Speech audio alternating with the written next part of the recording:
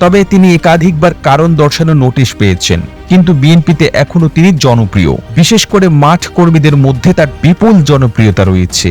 একজন সৎ রাজনীতিবিদ, বীর মুক্তিযোদ্ধা হিসেবে দলের ভেতরে এবং বাইরে তার খ্যাতি রয়েছে।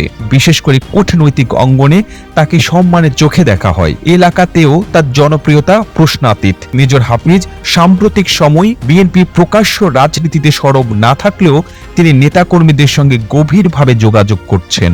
বিএনপি যে হঠাৎ করে 28 অক্টোবর সহিংসতার পথ বেছে নিল এবং সহিংসতার মাধ্যমে হরতাল এবং অবরোধের রাজনীতিতে ফিরে গেল, এটিকে সমর্থন করছেন না মেজর হাফিজ, এমনটি জানিয়েছে বিএনপির এই নেতার ঘনিষ্ঠ সূত্রগুলো। বিএনপির এই পথকে তিনি ভুল পথ হিসেবেই মনে করছেন, আর এই কারণে বিএনপির মধ্যে যারা নির্বাচনে যেতে আগ্রহী তাদের সঙ্গে তিনি নতুন করে যোগাযোগ করছেন। বিভিন্ন সূত্রগুলো বলছে যে মেজর হাফিজ সহ বিএনপির একাধিক শীর্ষ নেতা মনে করেন যে এখন যদি নির্বাচনে